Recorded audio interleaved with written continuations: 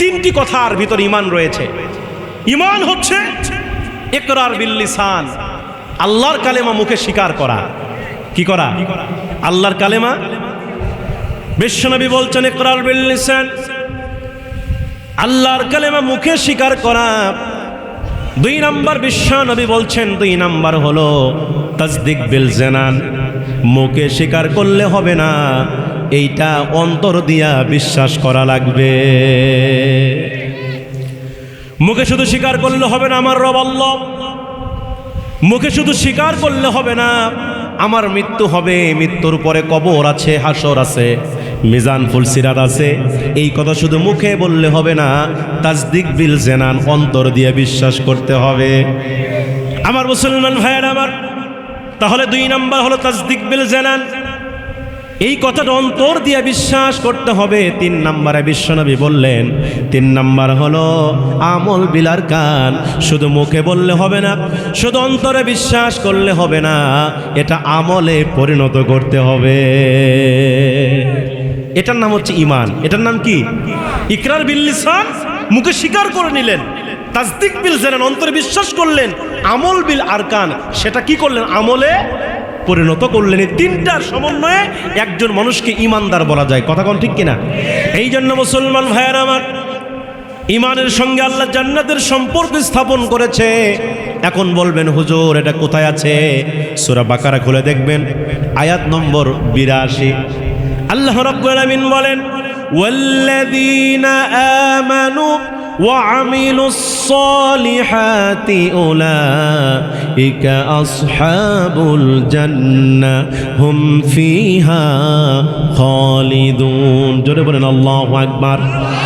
আল্লাহ তাআলা বলছেন ওয়াল্লাযীনা যাহারা আমানু, ঈমান আনয়ন করেছে, ওয়া আমিলুস সলিহাত, এবং নেক আমল করেছে, আল্লাহ বলেন উলাইকা আসহাবুল জান্নাহ, তারাই হলো জান্নাতের অধিবাসী, হুম ফিহা খালিদুন, এরা সেই জান্নাতে থাকবে চিরকাল। সুবহানাল্লাহ।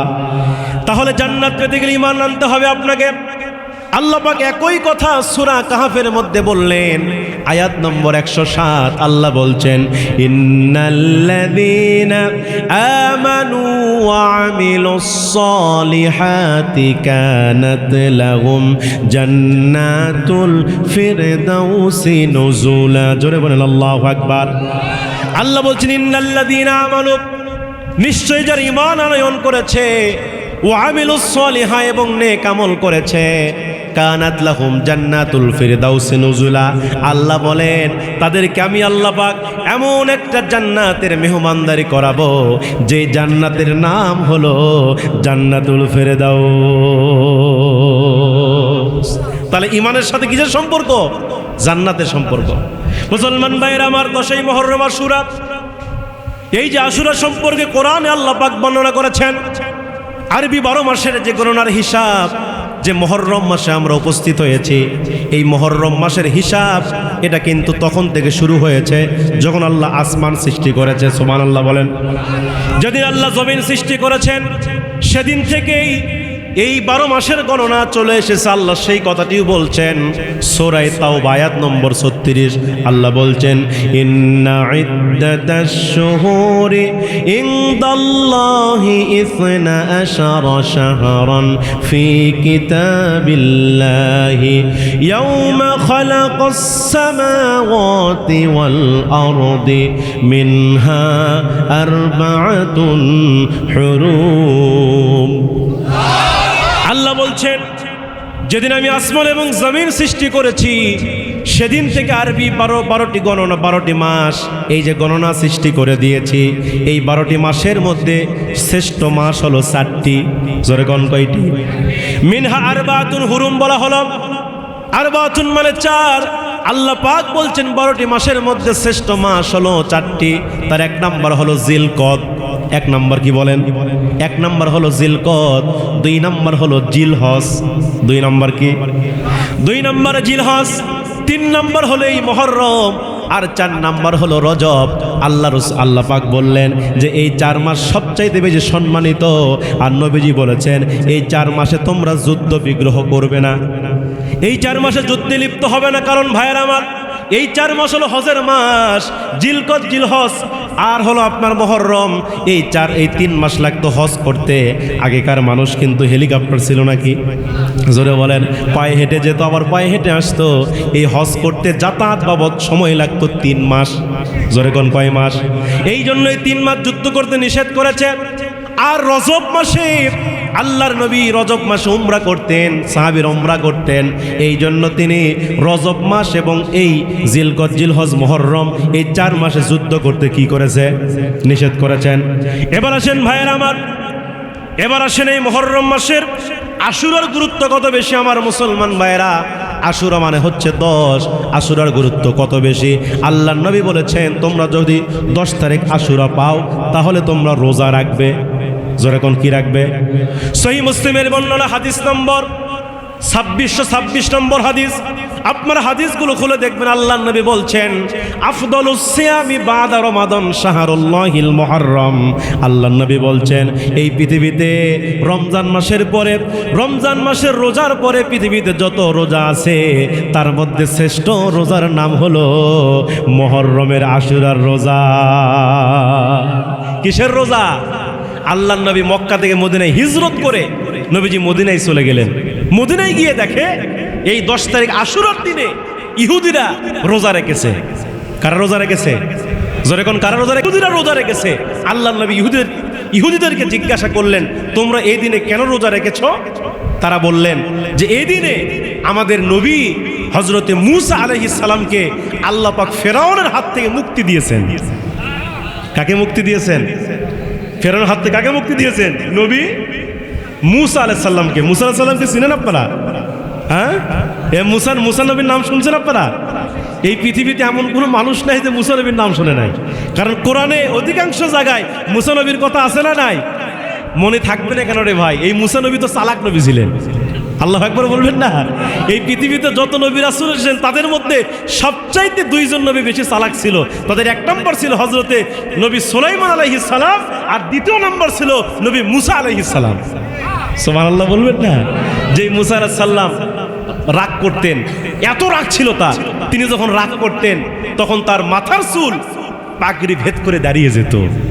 আল্লাহু আকবার বলেন। মূসা আলাইহিস সালাম চালাক নবী ছিল, খুব চালাক ছিল। মাঝে মাঝে তিনি আল্লাহকে প্রশ্ন করতেন। কি করতেন? আল্লাহকে কি করতেন? তুর পাহাড়ে গিয়ে আল্লাহকে বলতেন, আল্লাহ আমি মূসা এমন 3টা কাজ করতে পারি, আপনি আল্লাহও পারেন না। আল্লাহ ডাক দেখো, এ মূসা বেশি চালাকি কিন্তু ভালো নয়। আল্লাহু আকবার বলবেন না আপনারা? মূসা ডাক দেখো, আল্লাহ আমি মূসা যা বলি মিথ্যা বলি না, যা বলি সত্যই বলি। আল্লাহু আকবার কমেন না? আল্লাহ ডাক দেয় বলেন, ও মূসা কি এমন 3টা কাজ তুমি পারো আমি পারি না, জানতে চাই। মূসা ডাক দেয় বলতেছে, আল্লাহ 1 নম্বর হলো আমি মূসা খাইতে পারি, আপনি আল্লাহ খাইতে পারেন না। আল্লাহু আকবার কমেন না? আল্লাহ কি খায়? খাবারের প্রয়োজন আছে, কিন্তু মূসা নবী খাবার খায় কিনা? 2 নম্বর মূসা ডাক দেয় বলছে, আল্লাহ 2 নম্বর হলো আমি মূসা ঘুমাইতে পারি, কিন্তু আপনি আল্লাহ ঘুমাইতে পারেন না। আল্লাহ কি ঘুমায়? ঘুমানোর দরকার আছে? লা তাখুযুহু সিনাতু ওয়ালা নাওম। আল্লাহর ঘুমও নাই, আল্লাহর তন্দ্রাও। 3 নম্বরে মূসা বলতেছে, আল্লাহ আমি কোনো একদিন মারা যাব, কিন্তু আপনি আল্লাহ মরতে পারবেন না। আল্লাহ কি মরবে? আর আমরা, কোরআন বলছে কুল্লু নাফসিন যায়কাতুল মাউত, দ্য ম্যান ইজ মর্টাল। প্রত্যেক প্রাণী মৃত্যুর স্বাদ গ্রহণ করবে। আইনামা তাকুনু ইদরিকুমুল মাউতু ওয়ালাউ কুনতুম ফি বুরুজিম মুশাইয়াদা। মানুষ যেখানেই থাকুক না কেন মৃত্যু থেকে রেহাই পাবে না। রেহাই পাবে? মুসলমান ভাইয়েরা গভীর মনোযোগ। সাইয়্যিদিনা হযরতে মূসা আলাইহিস সালাম, আল্লাহ পাক আয়াত নাজিল করলেন মূসার উপরে। মূসাকে আল্লাহ পাক লক্ষ্য করে বলছেন, ইযহাব ইলা ফিরআউনা ইন্নাহু তাগা। আল্লাহু আকবার বলেন। আল্লাহ পাক মূসাকে ডাক দিয়ে বলছেন, মূসারে যাও ফেরাউনকে দাওয়াত দাও।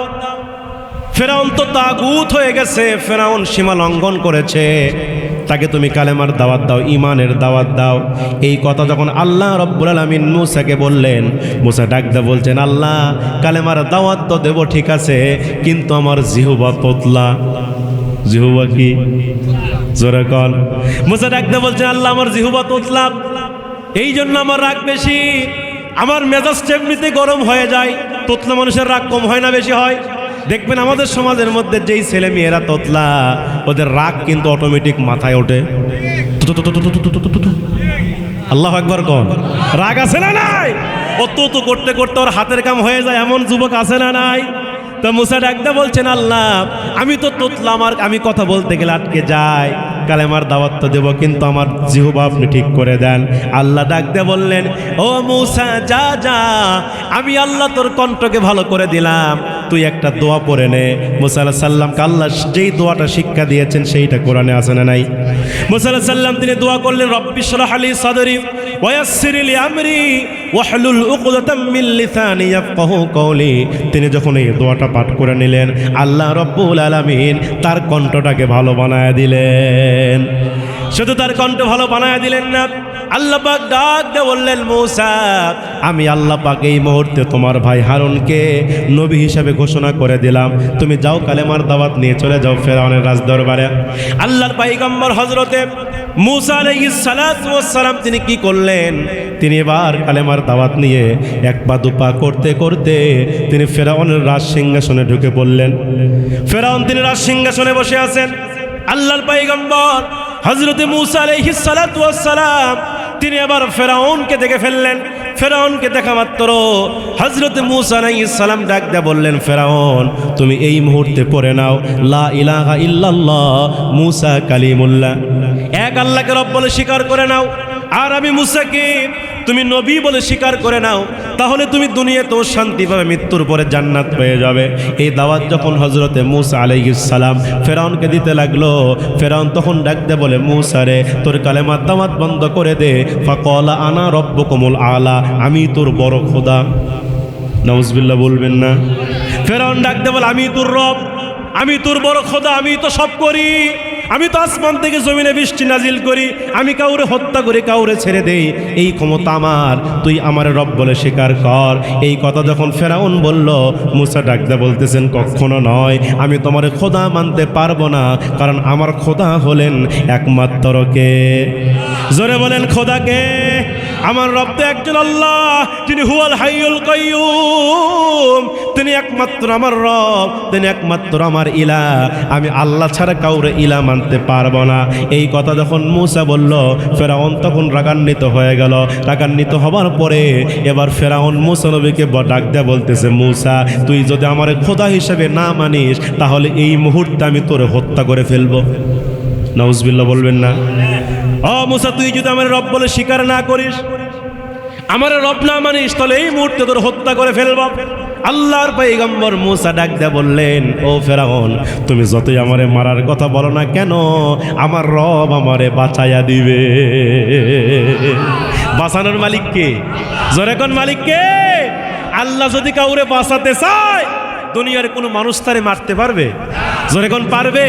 আর আল্লাহ যদি কাউরে মারতে চায়, দুনিয়ার কোনো মানুষ, ওই পুলিশ লীগ আর ছাত্র লীগ বাঁচানো পারবে না। কথা বলেন না কেন? হাসিনা কি কম চেষ্টা করছিল? কম চেষ্টা করছে? ছাত্র জনতার বুকে গুলি চালিয়েছে। 5 আগস্ট আপনারা সবাই দেখেছেন, যেদিন ঢাকায় লক্ষ লক্ষ নয় কোটি কোটি ছাত্ররা এক জায়গায় হয়ে আন্দোলন শুরু করলো, সে সময় সেনা প্রধানদেরকে চাপ প্রয়োগ করা হলো যে ছাত্রদের বুকে গুলি চালাও, গুলি মেরে বুক সাজদা করে দাও, আমার ক্ষমতার চেয়ে থাকতে হবে। সেনা প্রধানরা পরিবেশ দেখে তারা চিন্তা করলো যে না, কয়জনরে গুলি মারবো, একজনরে গুলি মারলে আরেকজন যুবক গুলির সামনে বুক পেতে দেয়। আল্লাহু আকবার বলেন। কয়জনরে আমরা মারবো, একজনরে গুলি মারলে আরেকজন গুলির সামনে দাঁড়ায়, আমরা গুলি মারতে মারতে আমাদের গুলি শেষ হয়ে যাবে, বুলেট শেষ হয়ে যাবে, কিন্তু ছাত্র জনতার আন্দোলন থেমে যাবে না। ঠিক কিনা ধরে বলে? সেনাপ্রধান বললেন, পরিবেশ ঘোলাটা হয়ে গেছে, আপনি এই মুহূর্তে পদত্যাগ করেন। কি করেন? পদত্যাগ করেন। সেদিন এই ফ্যাসিবাদী সরকার বলেছিল, আমার একটু সময় দেন 2 দিন, আমি একটু ভাবি। সেনাপ্রধান বললেন, সময় 2 দিন না, আপনাকে সময় দিলাম 45 মিনিট। কত মিনিট? জোরে কোন কত মিনিট? আপনাকে সময় দিলাম 45 মিনিট। ওই শাহবাগ থেকে গণভবনে ছাত্র জনতার আসতে মাত্র ৪৫ মিনিট লাগবে। এর ভিতরে যদি আপনি দেশ ছাড়তে পারেন আপনি প্রাণে বেঁচে যাবেন, যদি এর ভিতরে দেশ ছাড়তে না পারেন আপনার হাড্ডি পর্যন্ত খুঁজে পাওয়া যাবে না। কথা বলেন না কেন? সেদিন সেই ফ্যাসিবাদী সরকার পালাতে বাধ্য হয়েছে, রান্না করা ভাত খাইতে পারে যখন পেরেছে। আল্লাহ বলেন ওয়া মাকারু ওয়া মাকারাল্লাহ ওয়াল্লাহু খায়রুল মাকিরিন। ষড়যন্ত্র কার? সিদ্ধান্ত কার? সেই মুসা ডাকদা বলছেন, ফেরাউন তুমি যতই আমারে মারার কথা বলো না কেন আমারে বাঁচাবে কে? মুসলমান ভাইরা গভীর মনোযোগ, কষ্ট হচ্ছে আপনাদের? মুসলমান ভাইরা গভীর মনোযোগ দিয়ে শুনবেন। এবার ফেরাউন যখন বলল মুসা আমি তোমার হত্যা করে ফেলবো, দুনিয়া থেকে বিদায় করে দেব, আল্লাহর পয়গম্বর মুসা বলছেন আল্লাহ আমারে বাঁচাবেন। এই কথা যখন হযরতে মুসা আলাইহিস সালাতু ওয়াস সালাম বললেন, বলার সঙ্গে সঙ্গে ফেরাউন আরো রাগান্বিত হয়ে গেল। ফেরাউন রাগান্বিত হবার পরে এবার ফেরাউন তিনি সৈন্যবাহিনী তৈরি করলেন। হাজার হাজার সৈন্যবাহিনী যখন তৈরি করা হয়ে গেল, সংক্ষিপ্ত আকারে বলছি ভাইয়ের আমার, যেহেতু আমার সময় কম আমি অন্যদিকে আলোচনা ঘুরিয়ে নেব। এবার হযরতে মুসা আলাইহিস সালাতু ওয়াস সালামকে এবার ফেরাউন বাহিনী তিনি কি করলেন? মুসা নবীকে মারার জন্য তিনি আক্রমণ করলেন, ধাওয়া করলেন। মুসা নবীকে মারার জন্য যখন ধাওয়া করেছে, এমন সময় আল্লাহ ডাক দেয়া বলছে মুসা রে তুমি আর বসে থেকো না, তুমি এই মুহূর্তে দৌড় মারো। জোরে কোন কি করো? তুমি এই মুহূর্তে দৌড় মারো। আল্লাহর পয়গম্বর মুসা তিনি আল্লাহর এই হুকুম যখন পেয়ে গেলেন, আল্লাহর এই নির্দেশ যখন পেয়ে গেল, হযরতে মুসা আলাইহিস সালাতু ওয়াস সালাম তিনি তার উম্মতদেরকে নিয়ে আর তিনি এক দৌড় মারলেন। হযরতে মুসা আলাইহিস সালাম তিনি দৌড়াইতে এমন একটা জায়গায় গিয়ে হযরতে মুসা আলাইহিস সালাম তিনি থেমে গেলেন, যে জায়গাতে ছিল লোহিত সাগর। জোরে কোন সাগর? মুসা আলাইহিস সালামের সামনে লোহিত সাগর। মুসা আলাইহিস সালাম উম্মতদেরকে নিয়ে ব্রেক হয়ে গেলেন, ওই জায়গাতে থেমে গেলেন। পিছন দিকে তাকালেন, দেখে ফেরাউন বাহিনী আসতেছে। ডান দিকে তাকালেন, দেখে ফেরাউন বাহিনী আসতেছে। বাম দিকে তাকালেন, দেখে বাম দিক থেকে ফেরাউন বাহিনী আসতেছে। আর সামনে হলো মহাসমুদ্র। বিপদ আছে না নাই? যেই দিকে যাবে সেই দিকেই বিপদ। ডান দিকে গেলেও বিপদ, বাম দিকে গেলেও বিপদ, পিছন দিকে গেলেও বিপদ, সামনে দিকে গেলেও বিপদ। এই বিপদের মধ্যে যখন তারা পড়ে গেছে, এমত অবস্থায় মুসা আলাইহিস সালাতু ওয়াস সালামের যে উম্মত ছিল, উম্মতেরা ডাক দেয়া বলছে, হে আল্লাহর পয়গম্বর মুসা, আজকে বুঝি আমরা ধরা পড়েই গেলাম। কোন দিকে আমরা পালাবো? আমরা ডান দিকে গেলে আমরা ধরা খেয়ে যাব, বাম দিকে গেলেও ধরা খেয়ে যাব, পিছন দিকে গেলেও ধরা খেয়ে যাব, আর সামনে লোহিত সাগর, কোথায় পালাবো? আজকে বুঝি আমরা ফেরাউনের হাতে ধরা পড়েই গেলাম। এই কথা যখন উম্মতেরা বলল, আল্লাহর পয়গম্বর মুসা ডাক দেয়া বললেন, উম্মতেরা তোমরা টেনশন করো না, চিন্তা করো না, আমাদের সাথে আল্লাহ রব্বুল আলামিন আছে। আমাদের সাথে কি আছে? নবীরা বিপদে পড়লে সাহায্য চাইছে কার কাছে? নবী ইব্রাহিম আলাইহিস সালামের জীবনে পড়েননি? যেই নবী ইব্রাহিম আলাইহিস সালাম কালেমার দাওয়াত দেওয়ার কারণে, ইসলামের দাওয়াত দেওয়ার কারণে, আল্লাহর কথা বলার কারণে আমাদের জাতির পিতা নবী ইব্রাহিম আলাইহিস সালামকে আগুনের মধ্যে নিক্ষেপ করা হয়েছিল। কথা বলেন না কেন? আগুনের মধ্যে ফেলে দেওয়া হয়েছিল। নবী ইব্রাহিম আলাইহিস সালাম যখন আগুনের মধ্যে পড়ে গেলেন, ওই সময় সাহায্য করেছেন কে? দুইজন ফেরেশতা গিয়ে বললেন, হে আল্লাহর পয়গম্বর ইব্রাহিম, আপনি যদি চান আমরা ফেরেশতা আপনাকে সাহায্য করব। সেদিন নবী ইব্রাহিম আলাইহিস সালাম বলেছিলেন, ও ফেরেশতা, আমি তোমাদের কাছে কেন সাহায্য চাইব? তোমাদের সাহায্যের দরকার নাই। যে আল্লাহর দাওয়াত দিতে গিয়া আমি আজকে আগুনের মধ্যে পড়েছি, ওই আল্লাহকে আমাকে দেখে না? আল্লাহু আকবার বলেন, ওই আল্লাহকে আমাকে দেখে না? এই কথা যখন ইব্রাহিম বললেন, আল্লাহ পাক মুহূর্তের ভিতরে আয়াত নাজিল করে জানায় দিলেন, কুলনা ইয়া নারু কুনি বারদাও ওয়া সালামুন আলা ইব্রাহিম। আল্লাহ পাক আগুনকে লক্ষ্য করে বলেন, আগুন তুমি ইব্রাহিমের জন্য শান্তিদায়ক হয়ে যাও, ইব্রাহিমের জন্য আরামদায়ক হয়ে যাও। জোরে কোন সুবহানাল্লাহ। ওই আগুনের মধ্যে কে বাঁচাইছে? কে বাঁচাইছে? নবী ইউনূস আলাইহিস সালাম, নাম শুনেন নাই? যাকে নৌকা থেকে ফেলে দেওয়া হয়েছিল, তাকে একটা মাছ গিলে খেয়ে ফেলেছিল, ওই মাছকে আরেকটা মাছ খেয়ে ফেলেছিল। দুইটা মাছের পেটে সাহায্য চাইছে কার কাছে? লা ইলাহা ইল্লা আনতা সুবহানাকা ইন্নী কুনতু মিনাজ জালিমিন। তিনি আল্লাহর কাছে দোয়া করলেন। আল্লাহ পাক নবী ইউনূস আলাইহিস সালামকে 40 দিন, কেউ বলছে 41 দিন দুইটা মাছের পেটে ইসমাইল হজরতে ইউনুস আলাইহিস সালাতু ওয়াস সালামকে আল্লাহ পাক হেফাজত করেছেন। সুবহানাল্লাহ বলবেন না? সেই নবী মুসা আলাইহিস সালাতু ওয়াস সালাম উম্মতেরা টেনশন করো না, আল্লাহ আমাদের সাথে আছে, আল্লাহ সাহায্য আমাদের নিকটে, হতাশ হয়ে না, আল্লাহ আমাদের জন্য সাহায্যকারী হয়ে যাবে। মুসা আলাইহিস সালাম এবং উম্মতকে সান্ত্বনা দিচ্ছে। সান্ত্বনা দেওয়ার পরে নবী মুসা আলাইহিস সালাতু ওয়াস সালাম তিনি আল্লাহর কাছে দোয়া করা শুরু করলেন।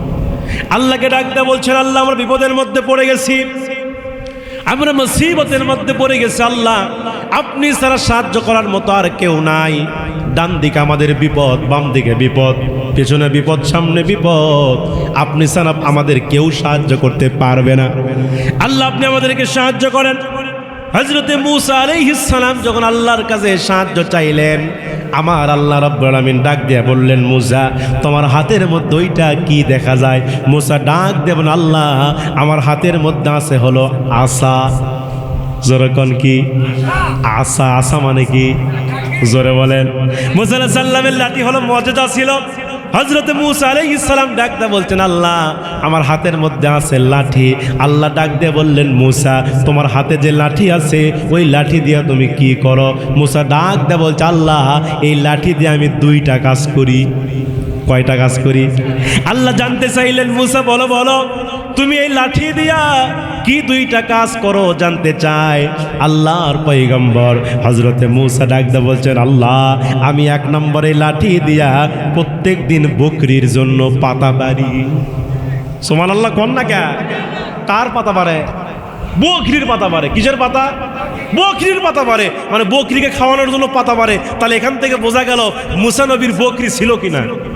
আচ্ছা আপনার বাড়িতে বকরি না থাকলে আপনি কি বকরির পাতা পারবেন? যখন পারবেন, তাহলে নবী মূসা তার বাড়িতে বকরি ছিল, সে বকরি লালন পালন করতেন বলেই তিনি বকরির কি পারতেন। শুধু মূসা নবী একাই না, এই পৃথিবীতে যত নবী এসেছেন প্রায় প্রত্যেক নবীরাই বকরির পাতা পেরেছে। সুবহানাল্লাহ বলেন। প্রত্যেক নবীরা বকরি চড়িয়েছেন। এজন্য কোন কোন মুফাসসিররা বলেছেন যে বাড়িতে বকরি পালন করা এটা নবীদের একটা সুন্নাহ। সুবহানাল্লাহ কোন? বকরি চড়ানো খুব ভালো কাজ, আবার কঠিন কাজও। কথা কন না কে? আচ্ছা বলেন তো, নবীরা কি শুধু নবী ছিলেন না তারা নেতা ছিলেন? নেতা ছিলেন না? তারা নেতা ছিলেন না? তারা সমাজের কিন্তু নেতা ছিলেন, সমাজের লিডার ছিলেন তারা। তাহলে নবীরা যদি নেতা হয়ে বকরি ছড়ায়, আর আমার দেশের নেতারা কি করে? এরা কি বকরি ছড়ায়? এই জন্য আমি গত বছর ওয়াজ মাহফিলে বলছি, যারা নেতাগিরি করবে চাচ্ছে ওদেরকে আগে 10-12 বকরি কিনে দেন। কথা কন না কে? ও আগে বকরি ছড়াক না কে? যদি বকরি ছড়াবার পরে জনগণের খেত মতো করে পারবে। হ্যাঁ কথা কন না কেন? কারণ বকরি ছড়ানো এত সহজ কাম নয়। যাদের বাড়িতে বকরি আছে এরা বুঝতেছে, ওকে যখন গোসল করাবার লিয়ে যাবেন, পুকুরে হোক আর নদীতে হোক, আপনি টানবেন এই দিকে আর ওই চানা মারে পিছন দিকে। কথা কন না কে? এই কথা বলেন না কেন? এজন্য যারা নেতাগিরি করবার চান আগে বকরি ছড়ান। যদি বকরি যদি ছড়াবার পারেন তাহলে বুঝবো আপনি নেতাগিরি করতে পারবেন। কিন্তু ভাইরা আমার দুঃখজনক হলেও সত্য, 16-17 বছর ধরে আমার দেশে যত নেতা ছিল, এমনকি পাতি নেতার বাড়িতেও বকরি ছিল নাকি? এরা কি বকরি চড়ায়? জোরে কোন চড়ায়? বকরি চড়ায় না। কথা কন না কেন? কথা বলেন না কেন? এরা জীবনে বকরি চড়ায় না, এরা সমাজের নেতা হতে চায়। আমার দেশে কত নেতা, এমন নেতা দেখছি আমরা, ওই এক ওয়াক্ত নামাজ পড়ে না, কিন্তু সামনে ভোট আসলে ও আর নামাজ ছাড়ে না। হয়তো সিরাজগঞ্জ জেলেন না, আমার বগুড়াতে আছে, সিরাজগঞ্জে আছে। আরে এক ওয়াক্ত নামাজ পড়ে না, সামনে ভোট, 2 মাস 3 মাস পর ভোট। ওরে বাবা, নেতার গায়ে জীবনে পাঞ্জাবি নাই, নির্বাচন সামনে নেতা সাহেব গায়ে পাঞ্জাবি লাগায়, হ্যাঁ মাথায় টুপি লাগায়, আবার মাঝে মাঝে তসবিহ টিপে, অক দেখা মনে হচ্ছে জিবরাইলের খালাতো ভাই। কথা কন না কে? এমন নেতা আছে না নাই?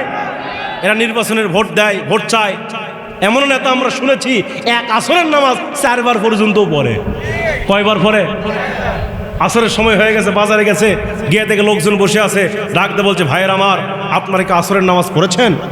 বলে না, নামাজ তো পড়ি নাই। বলে কি করতেছেন বসে বসে? আসেন না, নামাজ পড়ি। কি পড়ি? হাই রে ওই নামাজি রে, কি পড়ি? নামাজ পড়ি। ওখানে আসরের নামাজ জামাতের সাথে পড়ছে। নামাজ পড়ার পরে ভোট চাইলো। ভোট চাওয়ার পরে সামনে কিছু দূর গিয়ে দেখে, 2 কিলোমিটার যাওয়ার পরে দেখে আরেকটা বাজার, লোকজন বসে বসে গল্প করে। ডাকতে বলছেন, ভাইরা আমার আপনার কি আসরের নামাজ পড়েছেন? বলে না, নামাজ তো পড়ি নাই। বলে কি করতেছেন? আসেন আমরা নামাজ পড়ি। কি পড়ি? নেতা সাহেব ওখানে দ্বিতীয় জামাত করছে, কতক্ষণ না কয় নম্বর জামাত? দ্বিতীয় জামাত। ওখান থেকে গিয়া আরেক জায়গায় তৃতীয় জামাত। এমনকি এক আসরের নামাজ 4 বার পর্যন্ত আমার দেশের নেতা ভোটের 2 মাস আগে পড়ে। মাইকটা পাইলেই, ভাইরা আমার, বোনেরা আমার, যদি আপনারা আমাকে নির্বাচিত করেন, আমাকে জয়যুক্ত করেন, তাহলে আপনাদের সব করে দেব। কি করে দেব? সব করে দেব। ওইটা করব, সেইটা করব, সব করব, প্রয়োজনে যা করব সব রড দিয়ে করব। কিন্তু নেতা সাহেব নির্বাচিত হওয়ার পরে ও রডের বদলে খালি একাওয়ালা বাঁশ দেয়। আছে না নাই? জোরে কোনো আছে না নাই? এজন্য এমন নেতার পিছনে আমরা থাকতে চাই না যেই নেতা নামাজ পড়ে না। আমরা এমন নেতার পিছনে থাকতে চাই যেই নেতা নামাজ পড়ে তার কর্মীরাও নামাজ পড়ে। কথা বলেন ঠিক কিনা? এরকম নেতা আমরা চাই কিনা? সম্মানিত ভাইয়েরা আমার, জি জি জি, আশুরার ঘটনা আমি বলছি, যে মুসা আলাইহিস সালামের ঘটনা বলছি, ঐতিহাসিক ঘটনা, কোরআনে বর্ণিত ঘটনা। সম্মানিত ভাইয়েরা আমার, কষ্ট হচ্ছে আপনাদের? আলোচনা চালাবো। মুসলমান ভাইয়েরা গভীর মনোযোগ। এবার আসে আমার কাম টু মাই পয়েন্ট। হযরতে মুসা আলাইহিস সালাম তিনি আল্লাহর কাছে সাহায্য চাইলেন। আল্লাহ ডাক দিয়ে বললেন মুসা, আল্লাহ ডাক দিয়ে বললেন, ও মুসা, তোমার হাতের মধ্যে লাঠি আছে, লাঠি দিয়ে কি করো? কয়টা কাজ করে? জোরে কোন কয়টা? 1 নম্বরে লাঠি দিয়ে বকরির পাতা বাড়ি, 2 নম্বরে লাঠি দিয়ে ভর দিয়া আমি মুসা রাস্তা হেঁটে যাই। আল্লাহ ডাক দিয়ে বললেন, মুসা রে, যেই লাঠি তোমার হাতে আমি দেখতে পাইতেছি, ওই লাঠি দিয়ে তুমি সমুদ্রের মধ্যে আঘাত করো। আল্লাহর পয়গম্বর মুসা ডাক দিয়ে বলছেন, আল্লাহ, আঘাত করলে কি হবে? আল্লাহ ডাক দিয়ে বলে, মুসা রে, বেশি কথা বলো না, আঘাত করে দেখো আমি আল্লাহ কি বানায়া দেই। এবার আল্লাহর পয়গম্বর হযরতে মুসা আলাইহিস সালাতু ওয়াস সালাম তিনি এবার ওই লোহিত সাগরের ভিতরে তার লাঠি দিয়ে যখন বাড়ি মারলেন, আল্লাহু আকবার বলে যখন ওই লাঠি দিয়ে তিনি লোহিত সাগরে যখন আঘাত করলেন, আমার মুসলমান ভাইরা, আঘাত করার সঙ্গে সঙ্গে ওই লোহিত সাগরের ভিতরে 1 নয় 2 নয় 3 নয় আমার আল্লাহ রব্বুল আলামিন 12খানা রাস্তা বের করে দিলে। কয়টি রাস্তা? মুসা নবীর জন্য আল্লাহ পাক 12টি রাস্তা বের করে দিলেন। এই দৃশ্য দেখার পরে রাস্তা যখন বের হয়ে গেল, আল্লাহর পয়গম্বর হযরতে মুসা আলাইহিস সালাতু ওয়াস সালামের মুখে মুস্কি মুস্কি হাসি। মুসা আলাইহিস সালাম মুস্কি মুস্কি হাসে, উম্মতদেরকে ডাক দেয়, বলে, উম্মতরা দেখো, তোমরা তো হতাশ হয়ে গেছিলা, আল্লাহ আসমান থেকে সাহায্য করেছে, আমাদের জন্য আল্লাহ পাক রাস্তা বের করে দিয়েছে, এই রাস্তা দিয়ে আমরা পলায়ন করে চলে যাব। আল্লাহর পয়গম্বর মুসা, তাফসীর ইবনে কাসিরের বর্ণনা, তিনি আবার ওই লোহিত সাগর রাস্তা দিয়ে রওনা করা শুরু করলেন। হযরতে মুসা আলাইহিস সালাম তিনি ওই রাস্তা দিয়া যাইতে যাইতে লোহিত সাগরের মাঝখানে যখন চলে গেছে, মাঝখানে যাওয়ার পরে ফেরাউন বাহিনী যখন এখানে উপস্থিত হয়ে গেল, ফেরাউনের যারা অনুসারী ছিল, উম্মত ছিল, এরা ডাকতে বলছেন, ও খোদা ফেরাউন, এত সুন্দর রাস্তা লোহিত সাগরের মধ্যে কে বানালো? ফেরাউন কইছে, আমি বানাছি। কে বানাছে? আমি বানাছি। উম্মতেরা ডাকতে বলতেছে, ফেরাউন, খোদা আমাদের এত পাওয়ার আপনার? বলে, পাওয়ার হবে না মানে? আসমান থেকে বৃষ্টি দেই, আমি বৃষ্টি বন্ধ করি, কাউরে মারি, কাউরে ছাড়া দেই, এই ক্ষমতা আমার। আর রাস্তা বানানো কাম, এটা তো সহজ কাম। নাউজুবিল্লাহ বলেন। ফেরাউন ডাকতে বলছে, আমি বানাইছি এই রাস্তাগুলো। উম্মতেরা বড়ই চালাক, উম্মতেরা ডাক দিয়ে বলে, খোদা ফেরাউন, আপনি যদি রাস্তা বানায় থাকেন, আপনার যদি এত পাওয়ার হয়ে থাকে, তাহলে এই রাস্তা দিয়ে কিন্তু সবার আগে আপনাকে যাওয়া লাগবে। সবার আগে আপনাকে যাওয়া লাগবে, আপনি আগে যাবেন, আমার উম্মতেরা পিছে পিছে যাবো। এই কথা যখন উম্মতেরা বললাম, ফেরাউন তিনি বেকায়দার মধ্যে পড়ে গেল। মনে মনে 2টা চিন্তা করলেন। 1 নম্বর চিন্তা করলেন, যদি এই রাস্তা দিয়ে রওনা করে আর সমুদ্রের মাঝখানে গিয়া যদি 2 ধারের পানি যদি এক জায়গায় হয়ে যায়, 2 ধারের পানি যদি এক জায়গায় হয়ে যায়, তাহলে আমি ফেরাউন তো আজকে আমার শেষ দিন। আর 2 নম্বর চিন্তা করলো, যদি এই মুহূর্তে আমি এই রাস্তা দিয়ে রওনা না করি, তাহলে কেউ আমার খোদা হিসেবে মানবে না, আমার ক্ষমতার চেয়ার থাকবে না। আগে ক্ষমতার চেয়ার বাঁচায়। কি বাঁচায়? ক্ষমতা। ক্ষমতার চেয়ার বাঁচানোর জন্য আমার দেশে কত চেষ্টা করা হয়েছে। মাঝে মাঝেই বলতো 41 সাল পর্যন্ত থাকবো। কত সাল? আপনারা হয়তো এলে শোনেনি কোনোদিন, এলে শুনেছেন আপনারা? 41 সাল পর্যন্ত থাকবো, আল্লাহ বলে বেশি বাহাদুরি করিস না, ক্ষমতার অহংকার করিস না। 41 কেন, 2024 সালে তোর ব্যাটারি ফিউজ হয়ে যাবে। কথা কোন ঠিক কিনা? আল্লাহ কাউরে ধরে না, কিন্তু ধরলে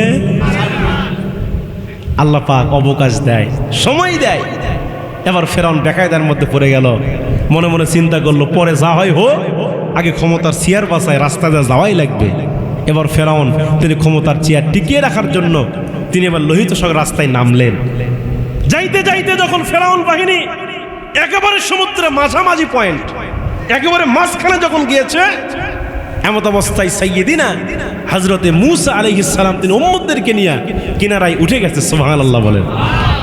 মুসা নবী কিনারায় উঠে গেছে, আর ফেরাউন বাহিনী কোথায়? সমুদ্রের একেবারে মাঝখানে। আল্লাহ পাক জিবরাইলকে ডাক দিলেন, জিবরাইল। জিবরাইল ডাক দিতে, লাব্বাইক ইয়া আল্লাহ, আপনি বলেন, আমি হাজির। আল্লাহ ডাক দেয়, বলে জিবরাইল তুমি এবার খেলা শুরু করে দাও। আল্লাহু আকবার কন। জিবরাইল খেলা শুরু করে দাও। জিবরাইল ডাক দেয়, বলে আল্লাহ এই খেলার জন্য বহু অপেক্ষা করছি, আগে খেলছি কোয়ার্টার ফাইনাল, সেমিফাইনাল, আজকে যে ম্যাচ হবে এটা ফাইনাল ম্যাচ। আল্লাহু আকবার কন। আজকের খেলা ফাইনাল খেলা, চূড়ান্ত খেলা, শেষ খেলা। এবার হযরতে জিবরাইল ফেরাউনের সঙ্গে খেলতে গিয়া দুই ধারে পানি দিয়ে খালি সাঁটা মারে। কি মারে? সাঁটা মারে। ফেরাউনের নাকের মধ্যে পানি ঢুকে গেল, মুখের মধ্যে পানি ঢুকে গেল। ফেরাউনের নাকে মুখে যখন পানি ঢুকে গেল, ফেরাউন তখন ডাক ডাক করছে, আল্লাহ আমি আপনার ওপর ঈমান আনলাম। আল্লাহ কয়, জিবরাইল সাঁটায় না, জোরে মার রে। আল্লাহু আকবার কোন নাকি আপনারা? সাঁটা জোরে মার। জিবরাইল যখন সাঁটা জোরে মারে, ফেরাউন করছে, আল্লাহ আপনার ওপর ঈমান আনলাম, মূসার ওপর ঈমান আনলাম, হারুনের ওপর ঈমান আনলাম। ঠেলার নাম, জোরে কোন ঠেলার নাম? খেলাত বললে সব সুদা হয়। আমার বাংলার জমিনেও যারা নাস্তিক, আল্লাহকে গালি দিয়েছে, কোরআনকে গালি দিয়েছে, মরার পর সোজা হয়েছে। কথা কোন ঠিক কিনা? কুখ্যাত নাস্তিক যাদের স্লোগান হচ্ছে আনসিন ইজ নাথিং, যা দেখি না তা বিশ্বাস করি না, আল্লাহকে দেখি না, আল্লাহকে বিশ্বাসও করি না। নাউজুবিল্লাহ কবেন না? তারা বলে দেয়ার ইজ নো গড, আল্লাহ বলতে কিছুই নাই। নাস্তিক ছিল কবি শামসুর রহমান, যিনি মজ্জিন সাহেব মসজিদ থেকে আজান দিলে এই নাস্তিক বলতো, হে কাকের জাতেরা, তোরা কাক কাক আওয়াজ কর, তোদের কাক কাক আওয়াজ ভালো লাগে, মজ্জিন সাহেবের আজান ভালো লাগে না। নাউজুবিল্লাহ বলবেন না? মজ্জিন যখন ফজরের আজান দিত সুন্দর কণ্ঠে, এই নাস্তিক তখন বলতো, মজ্জিন নাকি পতিতাদের মতো আহ্বান করছে। নাউজুবিল্লাহ বলবেন না? পতিতার মতো ডাক দিচ্ছে। এই নাস্তিক মারা যাওয়ার পরে জানাজার নামাজ কে পড়াবে? আপনাদের এলাকায় কোনো মানুষ মারা গেলে জানাজার নামাজ কে পড়ায়? মসজিদের ইমাম সাহেব পড়ায় কিনা? অথচ কিন্তু আমরা সারা জীবন ওই হুজুরের বিরুদ্ধে ফতুয়া দিই। কতক্ষণ না গে? হুজুর যদি একটু জোরে যায়, কিছু লোক আছে এ বলে, দেখ দেখ হুজুর দাওয়াত পাইছে আজকে। কতক্ষণ না গে? মানে হুজুর জোরে গেলে কয় দাওয়াত পাইছে, আর যে আসতে যায় কইতে হুজুর আছে কটটি বসা চিনল, ওর বাড়ি কমা বাড়ি চিন না। কতক্ষণ না গে? হ্যাঁ, জোরে গেলেও দোষ, আসতে গেলেও। তারপরেও কিন্তু আপনি মরে গেলে, আপনার বাপ মরে গেলে ওই হুজুর ছাড়া কিন্তু জানাজা হয় না। কথা বলেন না কেন? এবার কবি শামসুর রহমান নাস্তিক জানাজার নামাজ কে পড়াবে? এলাকার ইমাম সাহেবের কাছে চলে গেলেন, গিয়ে বলছেন, হুজুর আপনাকে জানাজার নামাজ পড়াতে হবে। কার জানাজা? কবি শামসুর রহমানের। ইমাম সাহেব মনে মনে চিন্তা করলেন, লোকটা ছিল নাস্তিক, আল্লাহকে বিশ্বাস করতো না, কোরআনকে গালি দিত, ইসলামকে গালি দিত। ইমাম সাহেব মনে মনে চিন্তা করলেন, আমি একজন এত বড় আলেম হয়ে, ইমাম হয়ে এই নাস্তিকের জানাজা কিভাবে পড়াবো? ইমাম সাহেব তখন একটু হেকমত প্রয়োগ করলো। কি প্রয়োগ করলো? হেকমত। ইমাম ডাকদা করতে, দেখেন জানাজার নামাজ পড়াবো ঠিক আছে, কিন্তু আমার একটা সমস্যা আছে। কি আছে? লোকজনকে, হুজুর আপনার কি সমস্যা? হুজুর ডাকদা বলতেছে, দেখেন কয়েকদিন ধরে আমার ওযু থাকতেছে না। কি থাকতেছে না ভাই? মানে ওযু করলে আমার ওযু চলে যায়, এই একটা সমস্যা হয়েছে। লোকজন করছে, হুজুর সমস্যা তো জটিল, তা আপনি যখন পারবেন না আপনি মজ্জিন সাহেবক দেন। মজ্জিন থাকে কি না? এই কথা কন না কেন?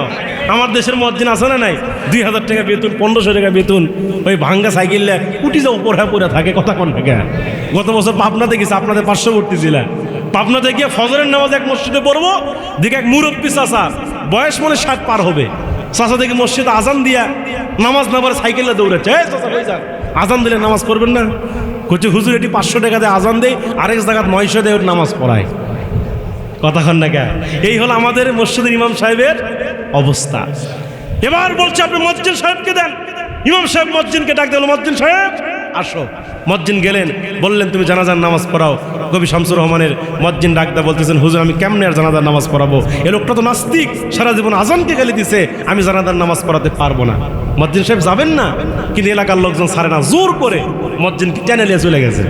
মজ্জিন সাহেব বাধ্য হয়ে নাস্তিকের জানাজার নামাজ পড়ায় দিছে। জানাজা যখন শেষ হয়ে গেছে, এলাকার বড় বড় আলেমরা মজ্জিন সাহেবকে শক্ত করে ধরে বলছেন, মজ্জিন আপনি এত বড় একজন মসজিদের মজ্জিন হয়ে এই নাস্তিকের জানাজা আপনি কেন পড়ালেন? আপনার কাছে আমরা জানতে চাই। মজ্জিন সাহেব খালি মুস্কি মুস্কি হাসে, বলে হাসেন না, কেন পড়াচ্ছেন আপনি বলেন। মজ্জিন করছে, হুজুর ওস্তাদের মার হলো শেষ রাত্রিতে, জানাজা পড়াছে ঠিক আছে, কিন্তু ওযু করিনি। কি করিনি? যেরকম কি করিনি। সুতরাং আমরাও সিদ্ধান্ত নেব, কোরআনকে গালি দিলে, ইসলামকে গালি দিলে, আলেমদের গায়ে হাত তুললে, ওইটা মরে গেলে ওইটার জানাজা হলেও ওযু হবে না। কথা বলেন না কেন? আলেমকে গালি দিয়া, হুজুররে গালি দিয়া তুমি মরে গেলে 4টা-5টা গরু খাওয়ায়া তোমার জান্নাতে ধুয়ে আসবে হুজুর। কথা বল না কেন? আমার এমনও হুজুর আমার দেশে আছে, এরা জীবনে সুদের বিরুদ্ধে ওয়াজ করে না, কারণ সভাপতি যে সুদ খায় এলাকায় হয়তো নাই। সভাপতি সুদ খায়, ও জীবনে সুদের ওয়াজ করে না, ও সুদের ওয়াজ করলে ওর চাকরি থাকবে না, এরকম কিছু হুজুর আছে। জীবনে ঘুষের বিরুদ্ধে ওয়াজ করে না, সেক্রেটারি সাহেব ঘুষ খায়। আমি বলি যে ইমাম চাকরি বাঁচানোর জন্য সুদের ওয়াজ করলো না, ঘুষের ওয়াজ করলো না, চাকরি বাঁচানোর কথা বললো, আমি বলবো ওই ইমামের পিছনে নামাজ পড়া যাবে না, নামাজ পড়া যাবে না। কথা বলেন ঠিক কিনা? আরে মিয়া, চাকরি বাঁচান ফরজ নয়, ইমান বাঁচান ফরজ। কথা বলেন না কেন?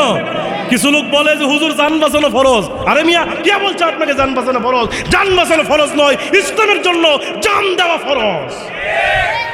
আপনি জান দিয়ে দেন আল্লাহর জন্য, ইমানের জন্য জীবন দিয়ে দেন।